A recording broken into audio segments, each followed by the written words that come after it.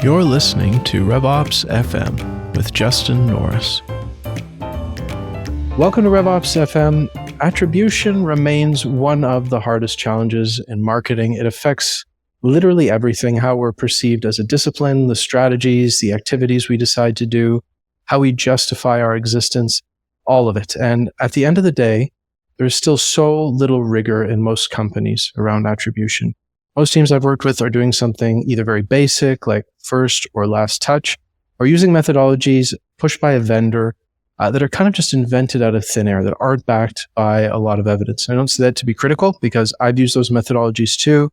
I've been a consultant for those methodologies, but I think there's a growing awareness as we scratch a little bit beneath the surface that a lot of the ways that we're doing attribution or historically have done attribution, especially in B2B, don't have a very solid grounding. So today we're joined by Pranav Piyush. He is the CEO of Paramark, which is a company that provides media mix modeling software, incrementality testing software. And we actually got connected through a LinkedIn discussion. I was posting about attribution. He was very politely pushing back on some of the things that I was saying. So I thought it was actually a great opportunity to bring him onto the show and talk about what he's seeing. So Pranav, thank you so much for joining us today. Thanks for having me. And I have to give you your flowers for being engaging and really sort of engaging in discussion and debate on LinkedIn. I think that's the way it should roll. So excited to chat live about it. Agreed. So, maybe let's just start. I've set the stage a little bit with some of the problems out there, but give us your view from 1,000 feet. What is the state of B2B attribution today? How is it going from your perspective in the industry? The things to be excited about is the higher level of conversation around the concepts of incrementality and even just the concepts of correlation and causation. And that's really good. I'm glad that we're having that conversation. I'm glad that these types of podcasts are coming across. At the same time, there's almost a tale of two cities or two worlds or whatever, where there's a whole spectrum of conversation that is either still stuck in the multi-touch attribution world or is inventing pseudoscience in the name of incrementality. And that gets me really upset because I have this point of view that the word attribution has been maligned. It's actually a really beautiful word, but it's literally just been maligned. And something very similar is going to start happening with incrementality because of a whole host of reasons that we can talk about that. So I'm both excited and optimistic, but at the same time, a little bit disappointed by some of the conversations going on. I want to give a shout out to the sponsor of today's episode, Knack. I love marketing automation software, but let's be honest, the email and landing page builders are usually terrible. You can't make it nice without a developer, and marketers are going to find a way to break things or go off brand. You do not have time for that. So Knack is totally different. You set the guidelines and then give your users a building experience that's slick, modern, and beautiful. When they're done, everything goes to your map at the push of a button. And don't worry, it supports global teams, approval workflows. It's got your integrations. So head on over to revops.fm/knack. That's KNAK, and get a special offer just for my listeners. This scene that you've described exactly. And I go back to 10 years ago, or maybe even a little bit more, when Visible first came on the scene. And it was like this amazing thing. You could track all these different touch points.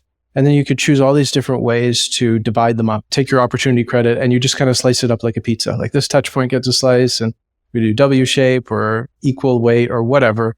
And we never really stopped to question, I guess, as a marketer, and I'll take ownership for this for myself. We didn't stop to question, is this justifiable? Does it make sense to do this? Does it actually produce a good outcome in terms of decision making if we do this?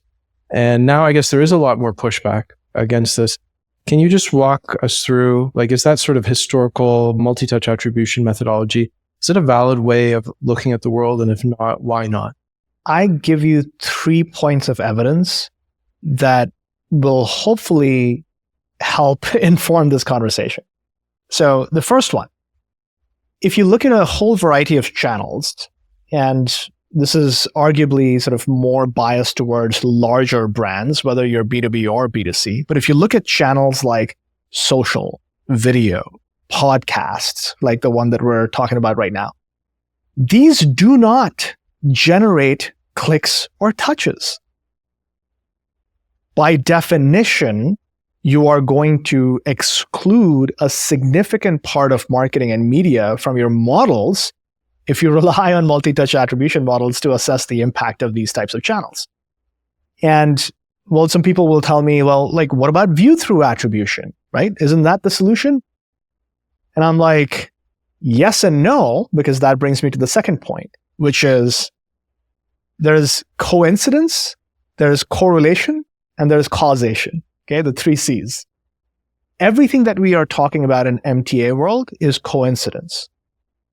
A Latin term that I just recently came across, post hoc ergo propter hoc.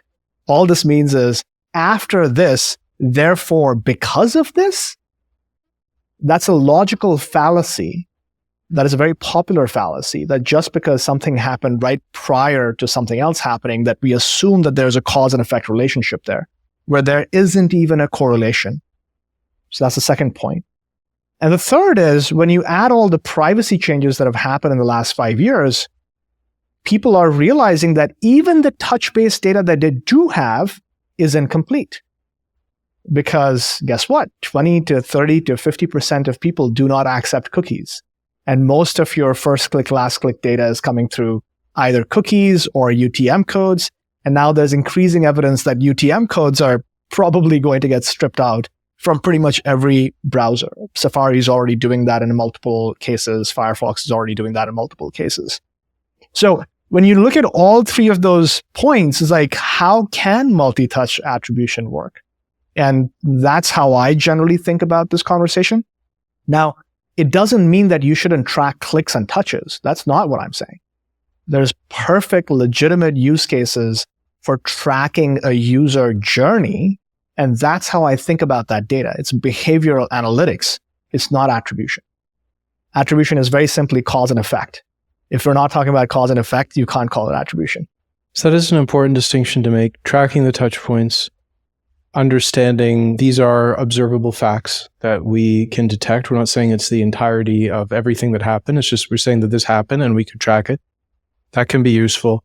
Taking it and then, starting to dole out credit and saying, therefore, this channel drove X million dollars in pipeline. That's a fallacy. And I think that makes sense. I've yet to see a strong argument against, I think those 3 things that you mentioned are kind of devastating. So let's then, I've created a nice foil now for MMM, or I've heard it say both media mix modeling and marketing mix modeling. I don't know which of those you prefer. Maybe just introduce us to that and why is it different and not suffer from those same limitations? I don't have a preference. I think, people can call it whatever it is. We invent so many new terms. What's interesting about MMM is that it's predated all of us. It's predated the internet. So this was actually invented, I believe, in the 70s or 80s by, folks at P&G. This is folklore. I don't think there is good attribution for this, but I think it was literally built by a partnership of academia, folks at MIT and Harvard, and practitioners at companies like P&G. And they had a hard job, right? Because you didn't have any touch and click data.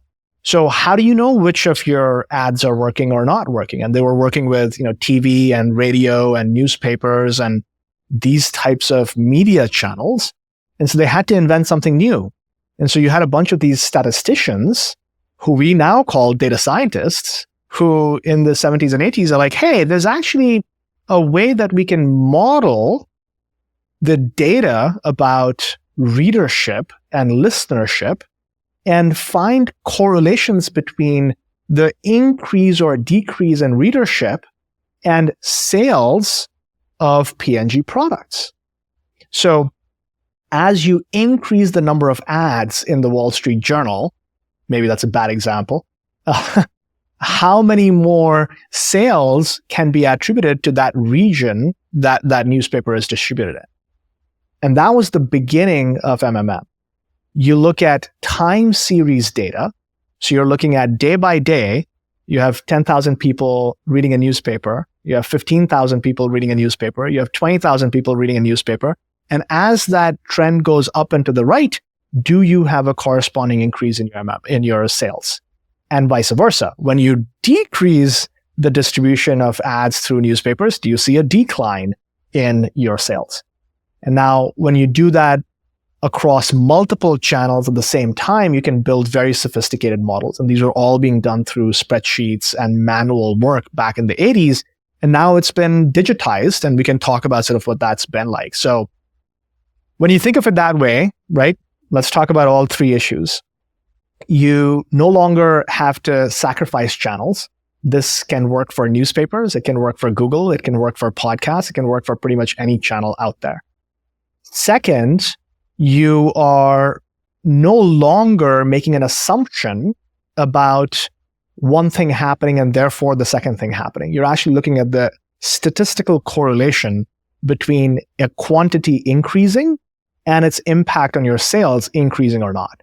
So you can imagine if those two numbers are going like this, there's no correlation. But if both numbers are going like this, there is a correlation. So that's the second piece. And third, because you are not actually tracking individual users, you're making an analysis on aggregated data, you have no privacy concerns. We're not trying to spy on a certain user and say, did you click or touch on this particular piece of advertising? We're saying, as overall numbers have increased in terms of impressions or reach or frequency, has your sales numbers increased? It's a very different approach and completely privacy friendly and future proof. So that makes total sense to me. And let me ask you a question. Like, I'm going to try to poke a hole, not out of skepticism, because I would just like to hear how you feel it. And this is probably coming from a place of ignorance because I am not a statistician or a mathematician. So we've solved the post hoc fallacy because we've seen that two things trend in a similar direction. Let's say placing ads in the Wall Street Journal, like you said, and sales. What it doesn't solve for, like, let's say that the reason why we decided to place more ads was because, economic forecast, consumer confidence is high, so we predict there'll be more demand, so we're going to place some more ads. So we have correlation, but we don't necessarily have causation because the increase in spending could have been caused by that. How do you resolve that problem in MMM? There is a certain amount of correlation that you will not be able to convert into causation through MMMs. MMMs are not causal. I'm probably the only MMM vendor that will say that out loud and be willing to, stand by it. So just because I'm talking about MMM being better than MTA doesn't mean that I'm saying that MMM is the end all be all and gives you perfect causality in your models. It doesn't. It is a correlation. It's an estimate of causality, but it is not causality. To get to causality in marketing, you have just one option. That is experimentation. By the way, that is also the only known way of getting to causality in any other field. I was just thinking that. It sounds a lot like medical tests. Like, you can do long-term studies and establish correlation, but if you want causation, you have to do a controlled trial. Precisely. So random controlled trials, RCTs, everything in all other fields of science rests on the shoulders of RCTs. And there is no difference in marketing. If you want to get to causality, you have to run experiments.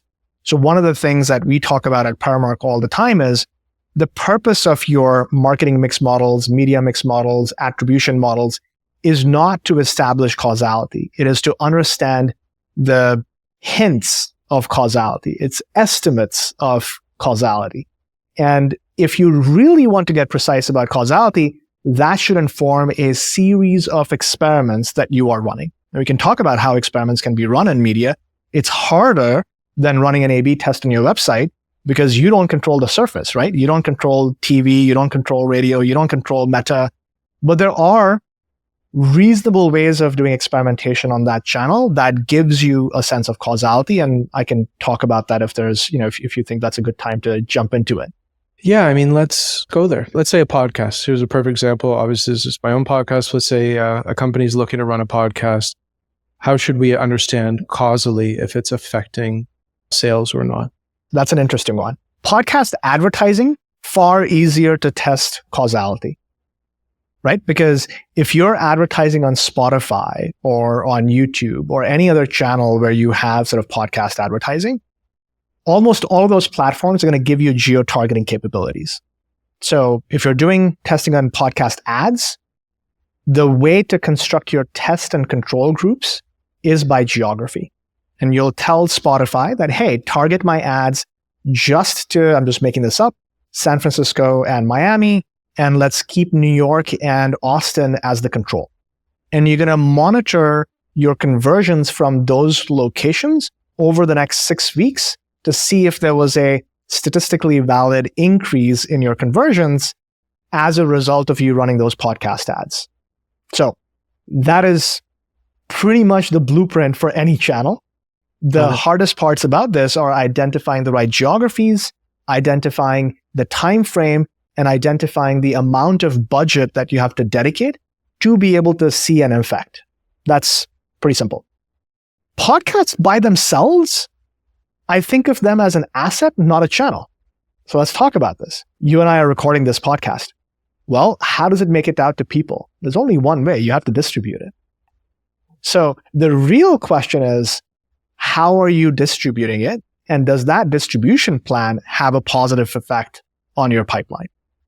So whether that's splicing it up on social, whether that's cutting it up into social ads, whether it's through email to my list of email subscribers, but that's where you get into testing, not whether me producing a podcast has an effect or not. It's like asking, I created an ebook, but like that doesn't matter. What really matters is how did you deliver your ebook to your audience, and you can test that. If the tree falls in the forest and no one hears it, does it make a sound kind of thing? But let's get into content, because this is a huge question. I work with a content team, and I've worked with many content teams over time, and everybody wants to know, like, is this working? Is it helping? And I saw a post, I think it was Dale Harrison, who also posts a lot on these topics, or maybe it was on a post of yours. It might have been around incrementality, like seeing a blog or not seeing a blog. And it's like, well, of course, the people that are reading your blog are people that are already more likely to buy. And I could see that argument, but then you're also saying, well, we're investing a ton, like hundreds of thousands, even millions in a bigger company in content. There has to be some way to be able to tell, aside from the distribution channel, whether that content is actually valuable, whether it influences people's decisions in any way. How would you go about trying to do that? So first off, I would say, if you think about any creative production, at the end of the day, content is at the heart of what we do as marketers, right? If you don't have content, you have nothing. You're distributing nothing. So the idea that you have to justify your investments in content come from a place of severe anxiety and underconfidence in you as a marketer. Okay? So that's the first thing that I'm going to say. Like, that's the wrong conversation to be having. Now, you might still get forced into having that conversation because you have a finance team and you have a CEO who maybe don't understand that, and you're having to talk about the justifications of why you're investing hundreds of thousands of dollars in content. I get it. I understand where that's coming from. I would flip the script. And flipping the script means if you can explain that 100% of your marketing budget, right, if you're spending $5 million a year, are bringing an incremental $50 million in pipeline, then nobody cares how you spend the $5 million between content versus distribution. The problem and the question arises because you don't have good math on your side about how much incremental pipe has been generated as a result of that $5 million in marketing. And I don't care if it's brand, performance, content, creative, paid, earned, owned, doesn't matter. So that's my answer to that question. Trying to pinpoint the efficacy of every single piece of content is a losing proposition.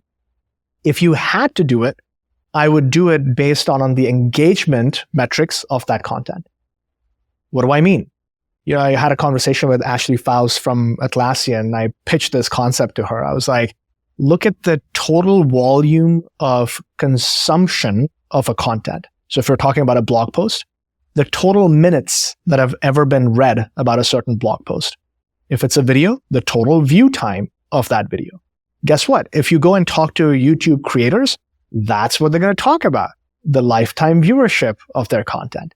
They're going to look at the percentage of people who make it to the end of the video, right? That's the video retention rate. So you look at the consumption metrics of the pieces of content to understand, is the content good enough or not?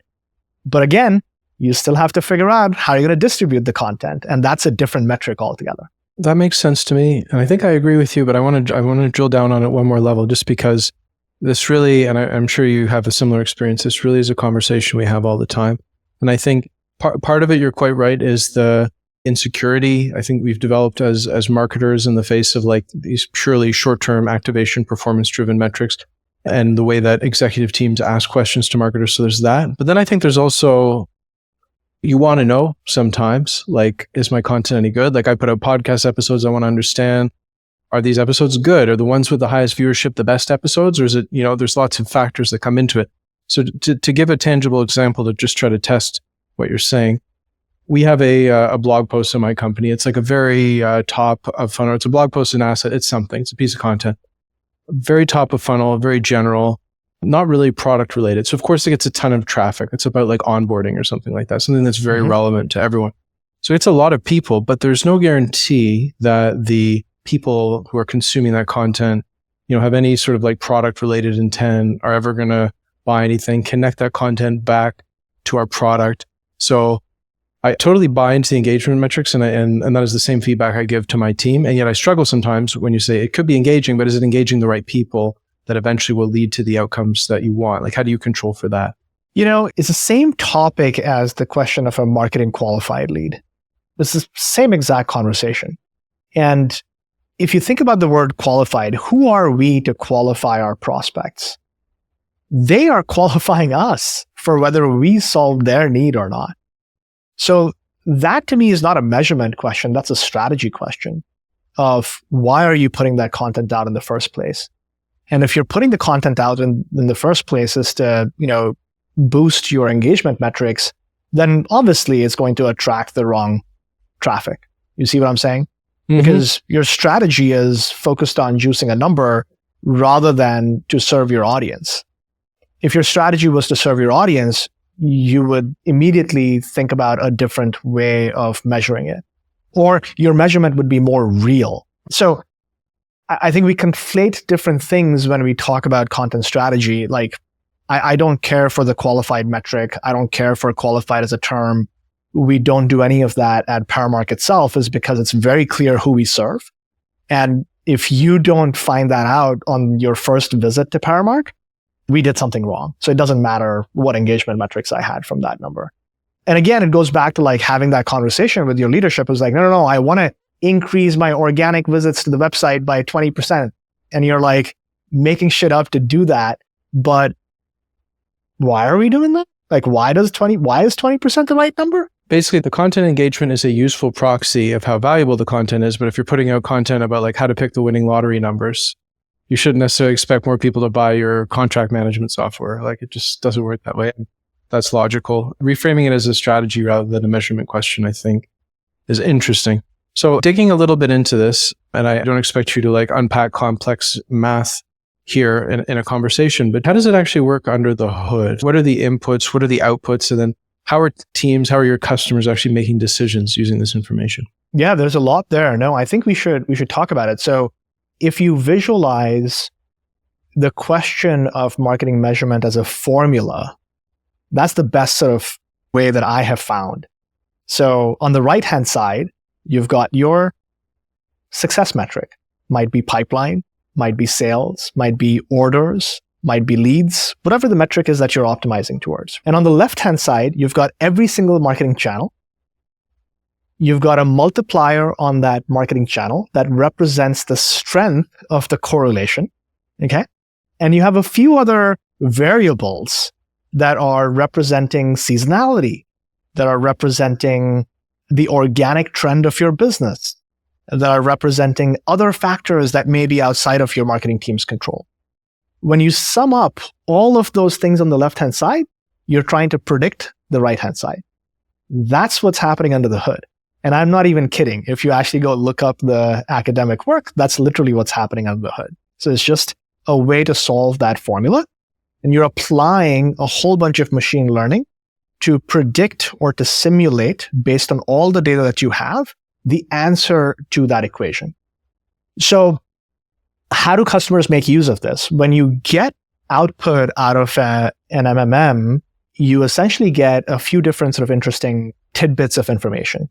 You understand the percentage of your success metric that came from a certain channel or that can be attributed back to a certain channel. And again, this is an estimate. You understand the cost, obviously, of acquiring an incremental conversion from that channel. So you get that across every single channel. And you also get what is known as a baseline. Baseline is essentially your organic demand, your word of mouth, your brand equity. These are all sort of things that were not driven by marketing or sales in the short term. These are sort of longer term things that are happening in your business. And then you also get a sense of what a future might look like if you were to invest more in every single channel. Again, this is like, you can think of it as a forecast. If I put another $10,000 into Meta, what will that do to my success metric? And you can imagine all of this being shown to you on a monthly or a weekly basis, depending on how often you are refreshing your analysis. So that's what you get. So now you have a very rich understanding of, as you have increased or decreased your spend and your strategies in different channels, what has that done in terms of contribution to your metric? And if you invest more, what is the likelihood of that increasing even further or not? So our customers will use that to inform a series of experiments where you take the most efficient channels and you figure out, oh, if this channel is looking so good, can I just dump another $1 million here? What is the point of diminishing return, right? So you run an experiment, you run an actual incrementality test to test that hypothesis. And that becomes an ongoing set of experiments that you're constantly running every month, every quarter, every year. And that's essentially your marketing roadmap. For other channels where it's highly inefficient, you've spent a lot of money, but it's not statistically correlated with your success metric, you might have a different hypothesis. Maybe we need to pull back on spending, or maybe we need to change the creative execution in that channel completely. Maybe static ads are not good, and maybe we need video ads, maybe thought leadership ads. I'm just making this stuff up. So the question is not necessarily to cut spend. The question is to find the winning combination that'll help you extract even more growth. And the only way to do that is to constantly be experimenting. So summarizing, when you run an MMM, you get a whole bunch of output. Think of those outputs as informing your experimentation roadmap, and then go out and experiment on a monthly cadence.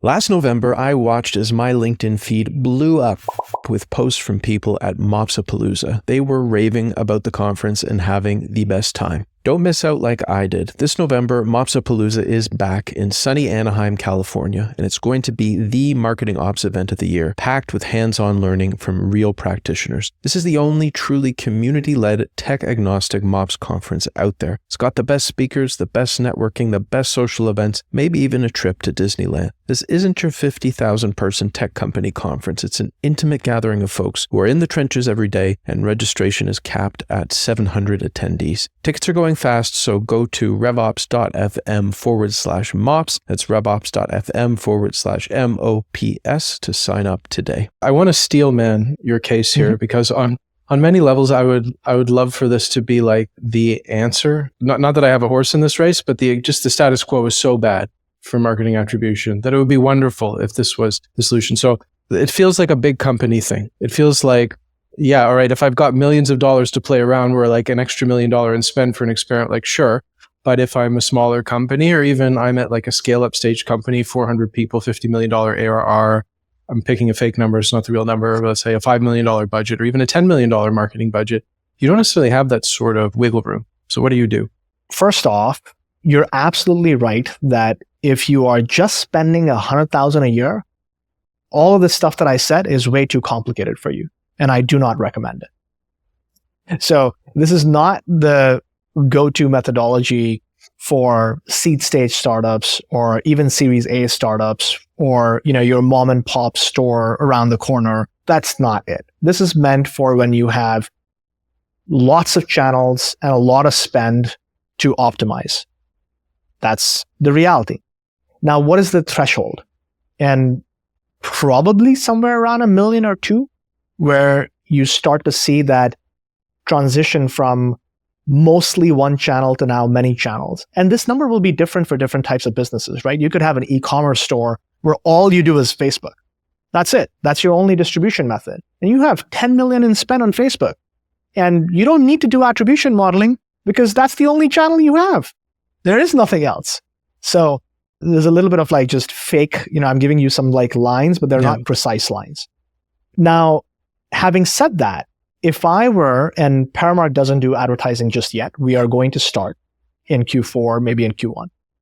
And the fundamental way that we're going to do this is through an incrementality test.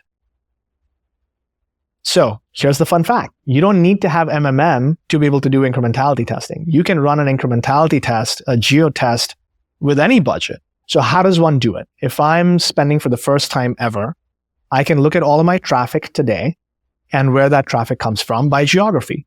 I don't need any privacy type of software to do that. That's just IP address matching with geolocation. Now I can see that, like 30% of my traffic is coming from California.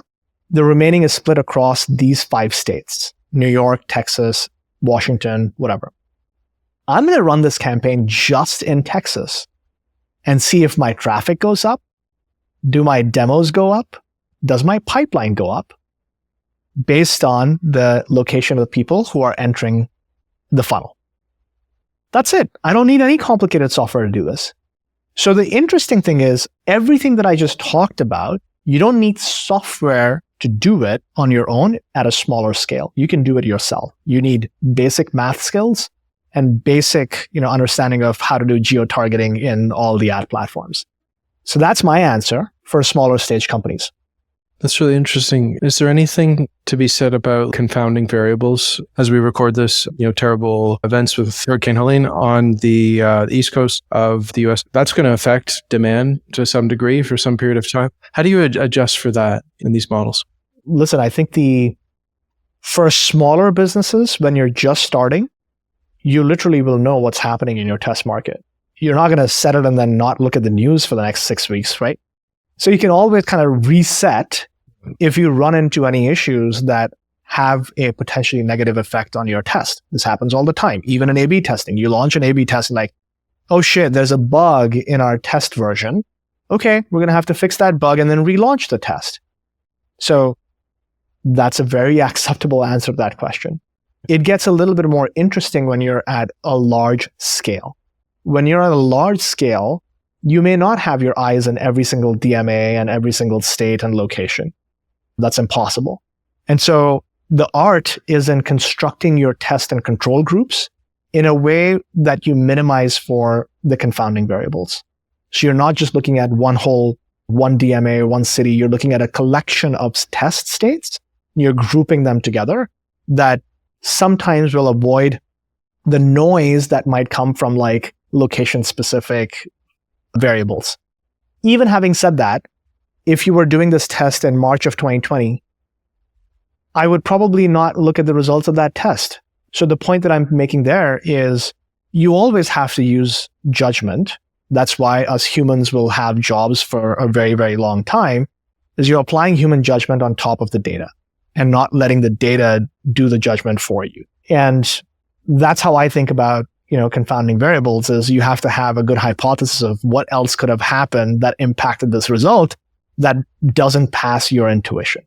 That makes a lot of sense. I want to bring it back to the original post that got us chatting on this topic. I was sharing, it was kind of like a history of one opportunity. So one opportunity, look at all these touch points. This is interesting. And I can't even remember what exactly I was saying about it, but I think I was saying, this isn't representative, but it's still kind of interesting. It's useful as a communication tool for sales. It's one opportunity. It's not statistically valid. Now, let me ask you, am I deluding myself when I look at that and be like, oh, this is interesting? Like, is it just irrelevant? Should we ignore it? What's your take on these like very local data sets and are they worth looking at? It's a great question. Humans are interesting creatures, right? We're visual in nature. We like to see things. We like to be able to touch things. We like to be able to feel things.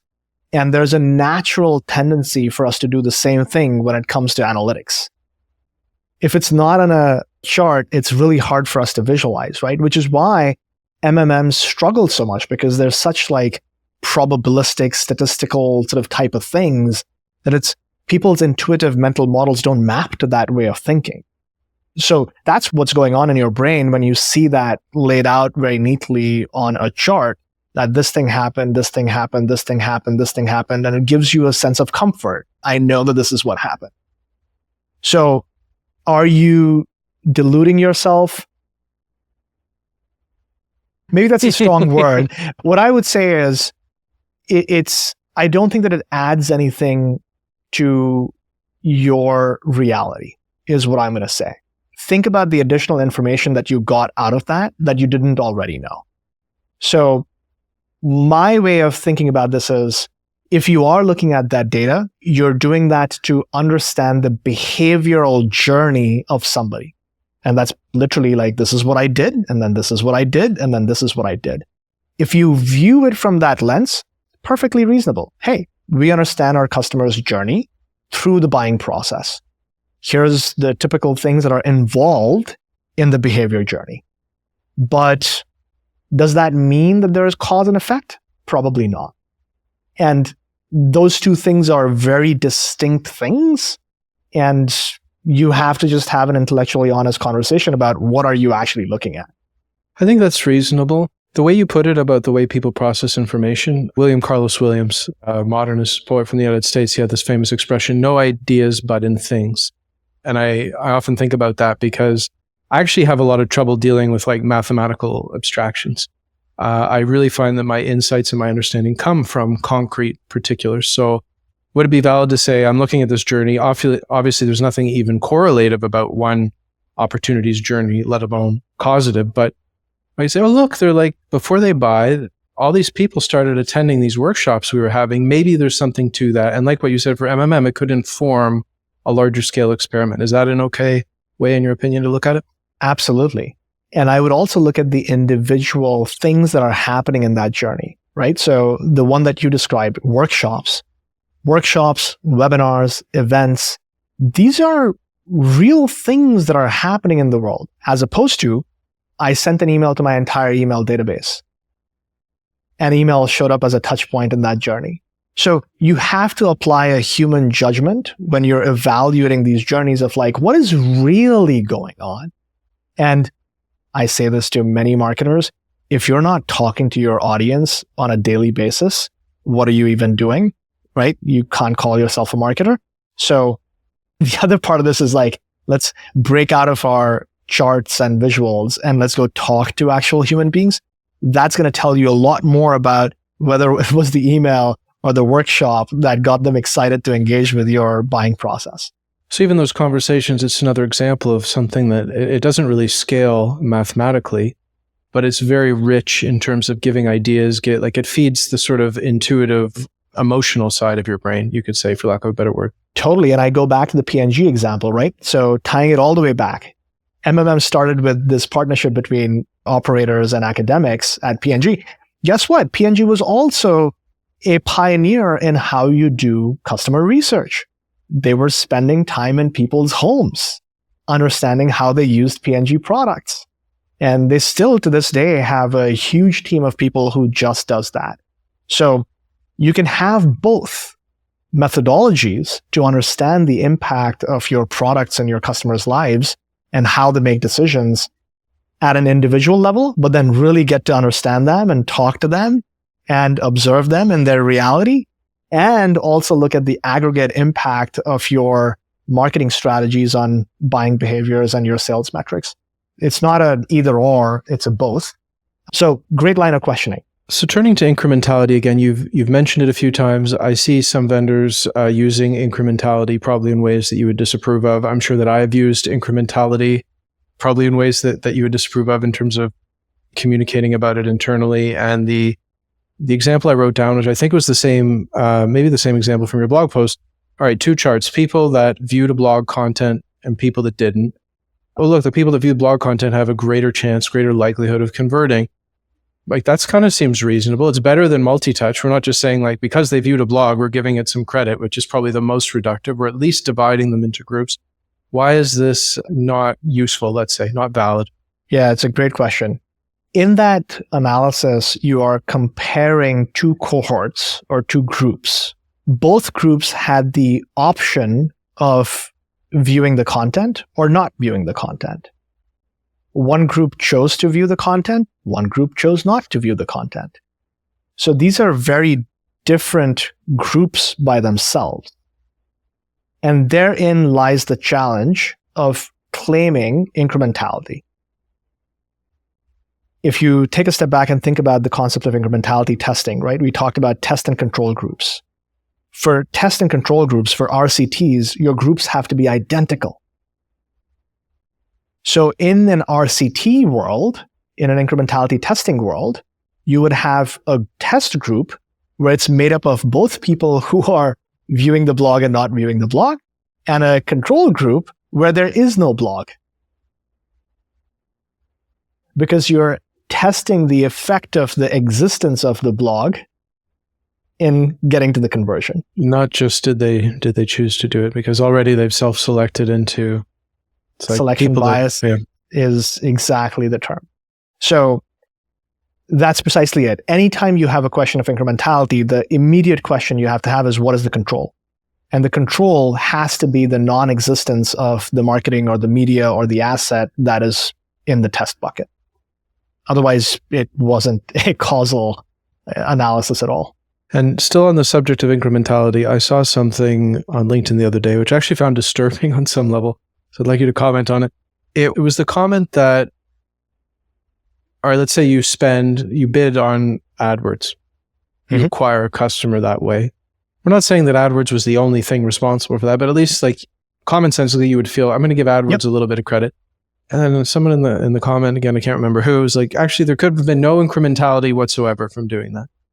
And in the sense that spending that money actually gave you some sort of incremental lift that you weren't otherwise going to get. And that's disturbing, I think, because if you can't rely on the fact that this person we have a trackable touch point here, they came in from this channel. If we can't rely on that to say that at least we're getting something from this, what can we trust? So, it undermines a lot of the ways of thinking, in other words, that I think are very standard, very accepted. Tell us about incrementality from that point of view. Yeah, so I'm going to play it back to you, right? So the example is somebody bids on an ad word, somebody clicks on that ad word, comes and converts on your website. Is that incremental? Is it not incremental? Yeah. I think it's the devil's in the details a little bit. I'll give you two examples and I can prove incrementality or lack thereof in both examples, okay? If that AdWord purchase was for a branded keyword and nobody else was bidding on that keyword, it's actually probably not incremental at all, right? Because there's no competition for that keyword. And if you hadn't bid on that keyword, your organic search result would probably have taken the top result. Now, here's the caveat. Maybe your organic is awful because you just are new and you haven't done anything. And you know that your organic result is on page 3. Then obviously that AdWord click is incremental. There's no way somebody's going to page 3. So the devil's in the details, unfortunately. You can't have this conversation on a LinkedIn post without all the additional context. Now let's take another example, right? If it's a non-branded search keyword, it's a long tail keyword, non-branded, has nothing to do with your brand. I would argue it's very hard to not be incremental in that bucket. Again, the same conversation would apply, right? For it to have been non-incremental means that that person would have done a non-branded search, found your organic page, clicked through, and then bought something. So your organic has to be A+. And generally speaking, that's like the chances of that happening are pretty low. So you have to view these things from the subjective lens. Now, here's my argument. Run that as an incrementality test and you will know the answer. It's not that hard. If you limit your AdWord buy to a certain geography, and you can literally compare and contrast that with a test geography and a control geography, and you can see the incrementality of whatever strategy that you're employing. If you're in doubt. If you're not in doubt and you can have a reasonable conversation like this, you should be able to get to that pretty quickly. That answer seems commonsensical, at least. And I think, in part, I'm probably being unfair because I'm asking you to justify somebody else's comment, which doesn't make a lot of sense. But I'm perceiving, I suppose, we were chatting a little bit before the show, just about how MMM and sort of related comments are becoming much more mainstream. I suppose they already were mainstream for decades, as you were saying, but sort of unknown, like running along this parallel track to the world of B2B SaaS. And all of a sudden, they start poking in. And even over the last 6 months, I see more and more other podcasts, more and more people popping up, more vendors. So it's really interesting time. And in a lot of these discussions, MMM and brand, the notion of brand, seem to be fellow travelers. I don't suggest they're the same thing, but on the one hand, we have sort of like multi-touch attribution, trackable, short-term activation. On the other hand, we have like brand, long-term, and MMM. And so that's why I sort of correlate those things together. And I think it's a really interesting conversation because for the longest time, brand spend maybe was either derided or people were afraid to do it because you couldn't justify it. And now there's like a lot of people coming out, or at least a small group of vocal people coming out and saying unapologetically, brand is super important. We really need to do this. People are forming the consideration set before they even search. And maybe that's where that notion of, is the search even incremental if they've already decided who they want to buy? So maybe just talk about brand. How do you view brand and how does it relate to the MMM discussion? Brand is another one of those words that has been maligned a lot. And the first conversation I have about brand is what is brand, what is branding, and what is brand marketing? And these are three completely different things. And we conflate them. So when people, ask me about brand, it's like, which version of brand are you talking about? So we talk about brand as in the concept of brand, which is to me, the perception that an audience of people has about your product or service. It's merely a perception. Or are you talking about brand marketing, which again, I hate as a term because the way people think about brand marketing is, it's just harder to measure marketing. And I'll call it brand marketing. And so to me, brand marketing is no such thing. Every piece of marketing performs. You just didn't have a way of measuring it in the past. And so what MMMs and incrementality testing have done have made it possible for you to measure any type of marketing, whether you call it brand marketing or performance marketing or what have you, it doesn't matter to me. If it's a billboard, if it's TV, if it's radio, if it's, a feel-good, hilarious ad on YouTube, whatever it is can be measured through incrementality testing or MMM. Now, if you flip the script and say, but I want to understand the impact of this type of marketing on my brand perception. Now, that's a very different thing because you're talking about peeking into somebody's brain and quantifying their perception. This is an incredibly hard thing to do, and it's almost not worth doing. So until Elon Musk commercializes Neuralink and we all have direct access to each other's brains, I would recommend not trying to measure brand perception. And there are better things to measure than that to understand the impact on the long term. So again, not a satisfying answer, but if you're talking about brand marketing, it's a myth that you can't measure it. You can absolutely measure it. If you're talking about brand perception, brand awareness, it gets a little bit more finicky. And I think it's very, very hard to do well. On the subject of brand, and based on your experience in this field and working with your clients, as a marketer, I'm in operations, I work adjacent to marketers. You feel trapped. You feel like, all right, AdWords is safe, directly attributable, direct response channels are safe. I can justify them. As soon as I go into brand, it's very, very difficult. I don't have an MMM today. And yet, if you don't invest in brand, what you find is everyone's going to fish at the same spots. There's the 5% of people that are in market today. Everyone's competing, throwing money, and you can't scale those channels. All of a sudden, they're like, all right, we're going to increase your targets by 20%. And here's another 20% budget. Can't turn this tap open any wider. There's no more water coming out. So I believe strongly, you do need to do something, whether you call it brand marketing or demand creation or whatever the terms are. I think they're all referring to a similar thing of trying to reach people that aren't in market today, get in their head so that they want to come to you when they are in market. How do you perceive the value of that? Do you have any data that suggests that yes, this really is a very important thing to do? 100%. I may not like the word brand or brand marketing, but the concept is A+. You have to be able to talk to people who are not actively searching for a thing in your category. Because to your point, that's 3 or 5% of the market. For certain SaaS categories, it's even lower. So for the remaining 95, 97%, what are you going to do? Wait until they get into market and have already sort of decided and you're going to be playing from behind the starting line? Or do you want to be 10 or 20% ahead of the starting line? And that's the perfect way to talk about brand, right? Is you could be starting from ahead of the starting line if you spent enough time and energy sort of creating that perception. So I think it's incredibly important. I think more people need to figure out a way to measure those things. It's not that hard, frankly. The one thing that I would say is if you can get a great analyst on your team that is not being pulled in 1,000 different directions at the same time, it can be a game changer.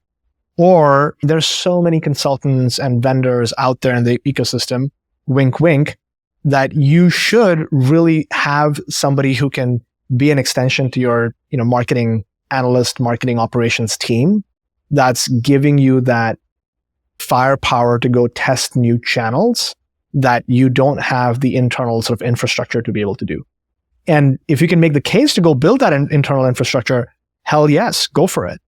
But I find that that's a much harder, hill to climb than getting an external solution just because hiring people is significantly harder in this new environment. There are a lot of different vendors popping up into the space right now. You're one of them. Tell us about your vision for Paramark. Why is it different? What are you doing that's special in this field? I'd say three things. One is, I'm a former VP of marketing myself. I've been in the hot seat. I've had to defend budgets. I've had to present to the board. I reported into the CMO. I've managed large budgets. And I know how anxiety-inducing the week before QBR is when you have to stand up in front of everybody and talk about how marketing is driving the business, but you yourself are a little bit unsure about how it's exactly going. And it's not for the lack of trying. It's not for the lack of creative. It's not for the lack of strategy and vision. It's because your hands are tied behind your back because you don't have the internal infrastructure to do the measurement that you ought to. So that's our whole purpose. We are built for CMOs. Literally, the name Paramark comes from being on the side of the marketer. We're never going to go and sell to CROs and CEOs and CPOs. Our single mission is to make CMOs successful and really position them back into the leadership role that they should have always been in through better measurement, through calmer measurement, not a death by 1,000 paper cuts. So that's our vision. I don't get into features and capabilities. People can figure that out on their own. I love features and capabilities. So I'm just going to ask, if I come to you, is it sort of like self-service? Give me your data and all right, here's your model, go have fun with it. Or is it sort of blended with a professional service, to help interpret the data, to help run experiments? How are you partnering with clients in that way? Complete white glove. We get you up and running in about 4 weeks. We hook into your warehouse. We hook into your ad platforms. We hook into spreadsheets. You have Slack access or Teams access or whatever you use. And every 2 weeks, you have a call with a dedicated customer success rep that is literally white glove hand holding you through the entire process, interpreting the data, designing experiments, recommendations. And obviously, you have all the data that you can possibly need. So dashboards and reports that help you slice and dice every single campaign, every single channel, every single time frame that you can possibly need. Setting realistic expectations, let's say, are people signing up and it's like, oh my gosh, I found the way. The world makes sense now. Life as a marketer is amazing now. Or are there still, and it's fine if there are, but are there still challenges, ambiguities, uncertainties? Does all that just go away or is it still a fact of life? Think of it as the calmness because you know the way to get to an answer is running experiments. So that confidence of if there is uncertainty or ambiguity, let's go run an experiment. And that uncertainty will be removed in about 6 weeks.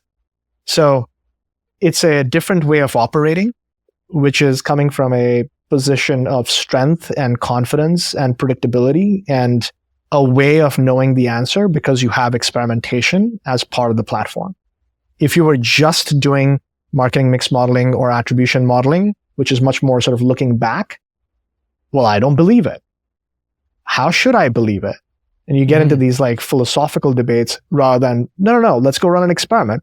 And it'll be very clear what's happening at the end of that. It's interesting. I've seen, a good handful of vendors in this space now. You seem to be emphasizing the incrementality testing in your go-to-market in a different way, or at least much more prominently than others are. And there is something to your point about all right, I've got this model, but do I believe it? But the testing, it feels active. It feels like you're going on offense, so to speak. And like you said, you're resolving and puts agency in your control, which is very comforting. Exactly. You can do something about it. You don't have to sit there and debate models. So maybe just last question. I'm just curious, your own go-to-market, you have an unfair advantage. You see all the data, you see what's working. In theory, you should be able to do anything. Of course, I'm being somewhat facetious, but how are you thinking about how you're getting the word out about what you're doing? I say this all the time. Measurement is Robin, creative is Batman. So the secret to go-to-market, I could be sitting on a trove of data, but to differentiate and to make a place in the audience's mind, you have to have great creative. So for us, up until now, that has been our organic social activity and having good, high quality conversations on social, some, warm outbound, and that's been sufficient to get us from 0 to 1. To go from 1 to 5, we're probably going to need to do something different. And it's going to be figuring out new ways of reaching B2B audiences that are not the cookie cutter. And that's hard, right? Everyone is kind of doing the same thing.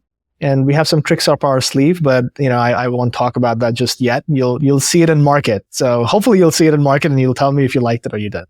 That's great. And I will say it's an exciting time. Just as an idea, it makes me happy to see what feels like more substantial conversations. And I'm sure there's a lot more debate to be had around measurement. It's not just going to resolve itself, but at least bringing marketing a little bit further, or at least B2B marketing further along the maturity curve to a place where it isn't like starting from 0, where every day is kind of day 0 of how should we measure this thing, which really does feel like for the last 10 years, it's been like that. So Pranav, thank you so much for coming on the show. This was really, really interesting. I wish you well, and we'll watch eagerly to see how Paramark does going forward. Thank you for having me, and great work on this podcast. It's awesome. Hey everyone, I want to invite you over to the RevOps FM Substack community, where you can sign up to get rough transcripts, show notes, longer form articles, and other bonus content. Just head over to revops.fm/subscribe to get free access. I'd also love to know what you thought of the episode and to hear suggestions for topics you want to learn about. Feel free to leave a comment on Substack or send me an email at justin@revops.fm. Thanks for listening.